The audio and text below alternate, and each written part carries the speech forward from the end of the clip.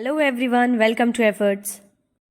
तो कल हम पढ़ रहे थे बीएड थर्ड सेमेस्टर का paper number EDU BEd 110 principles and methods of teaching, यानी कि शिक्षण के सिद्धांत और प्रणाली। इस पेपर का यूनिट 1 और यूनिट 2 मैंने काफ़ी पहले ही आप लोगों को पढ़ा दिया था, और यूनिट 3 मैंने अभी स्टार्ट किया है हाल ही में, जो कि है methods of teaching and planning, यानी कि शिक्षण और योजना के तरीके। इसके पार्ट 1 में हमने ब्रेनस्टॉर्मिंग के बारे में पढ़ा था, और ये है आज का वीडियो पार्ट 2, जिसमें कि हम पढ़ने वाले हैं डायलॉग मेथड यानी कि संवाद विधि, और पार्टिसिपेटरी मेथड यानी कि सहभागी विधि। और इसी तरह से बाकी के जो टॉपिक्स हैं उनको हम अलग अलग पार्ट्स में पढ़ेंगे। तो चलिए अब हम वीडियो को स्टार्ट करते हैं जल्दी से।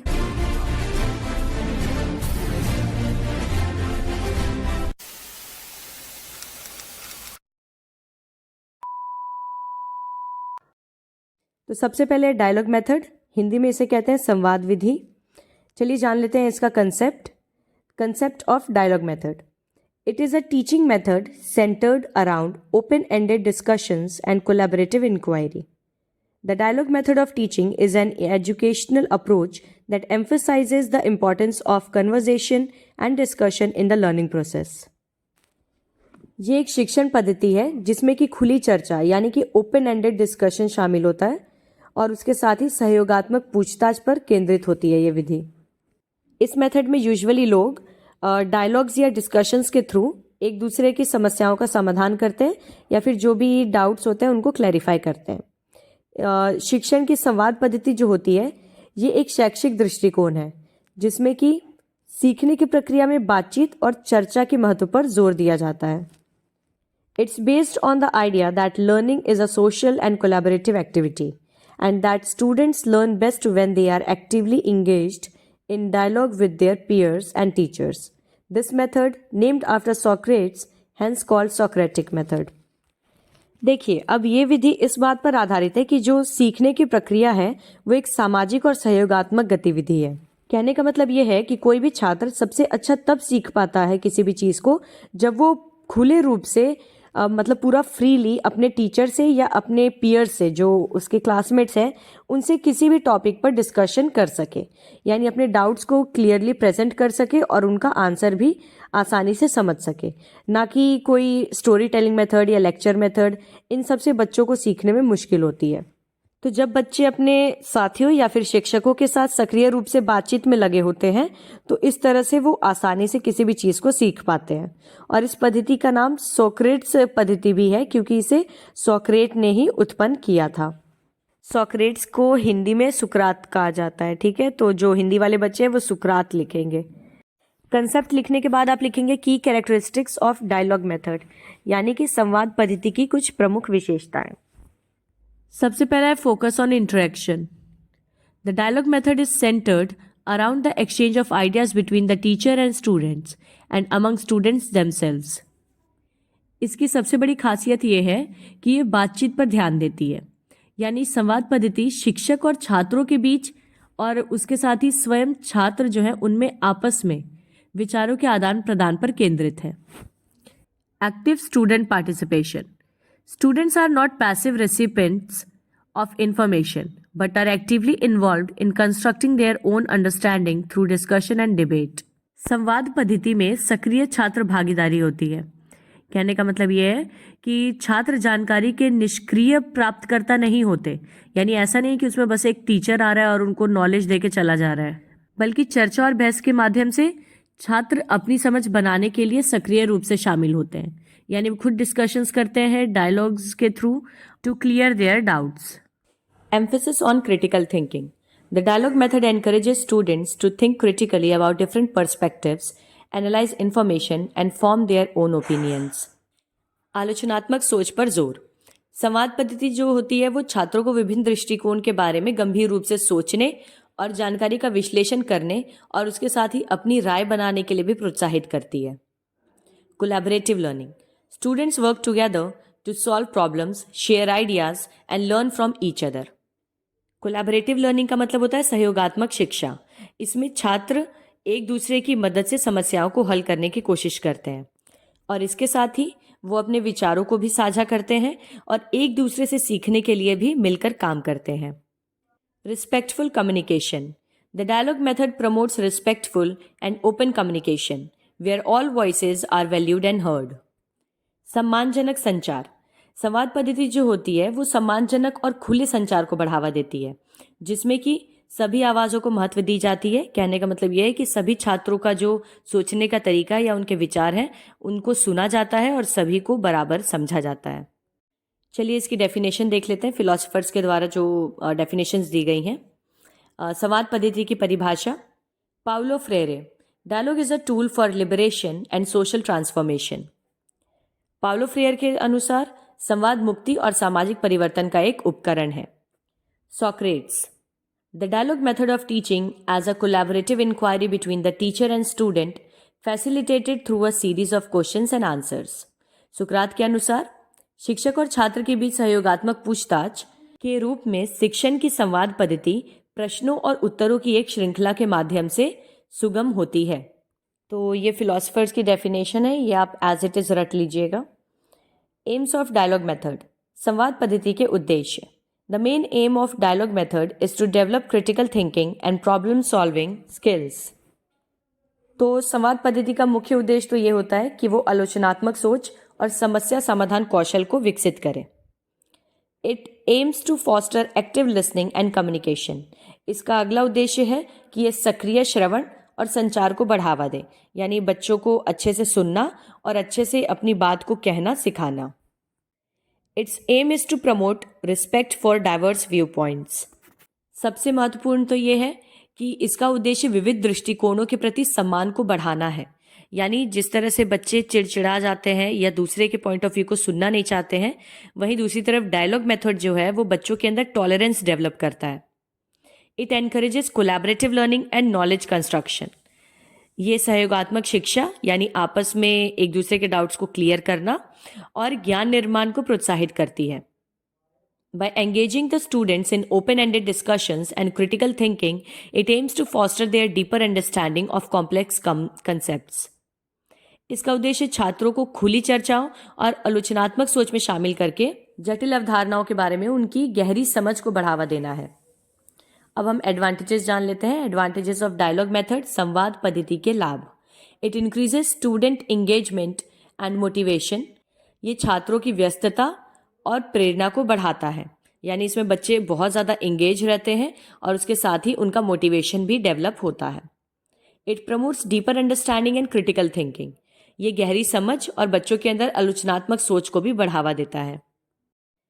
It cultivates valuable communication and interpersonal skills. ये मूल्यवान संचार और पारस्परिक कौशल विकसित करता है।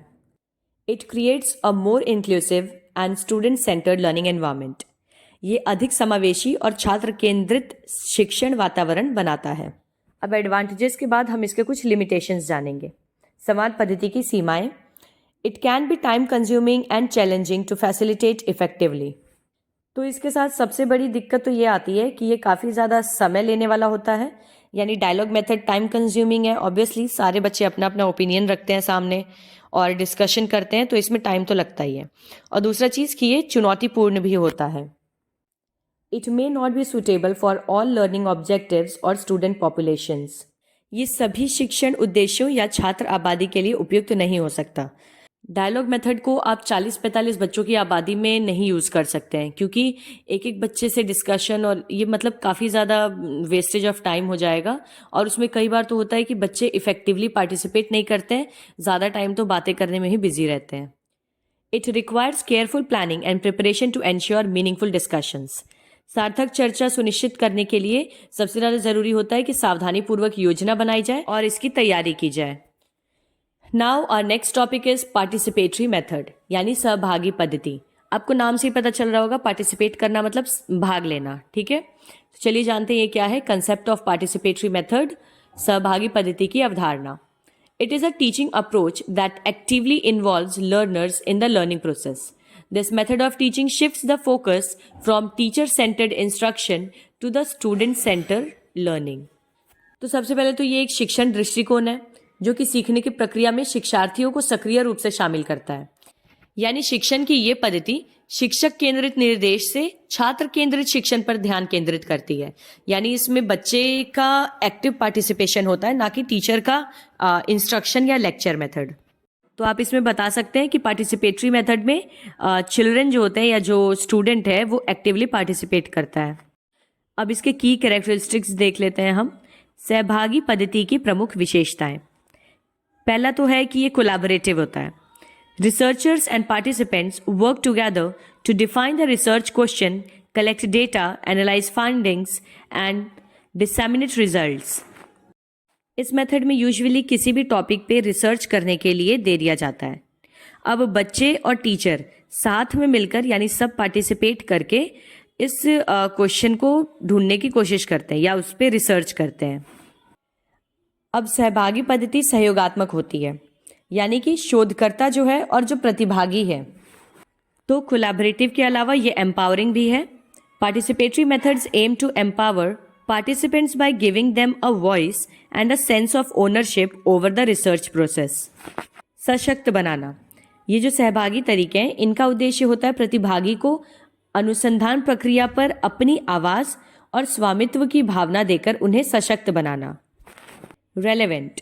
The research is focused on issues that are relevant to the participants' lives and communities. प्रासंगिक का मतलब ये है कि ये जो भी बच्चों को शोध के लिए मुद्दे दिए जाते हैं, जो क्वेश्चंस दिए जाते हैं, वो सभी प्रतिभागियों के जीवन और समुदायों के लिए प्रासंगिक होते हैं। Action oriented.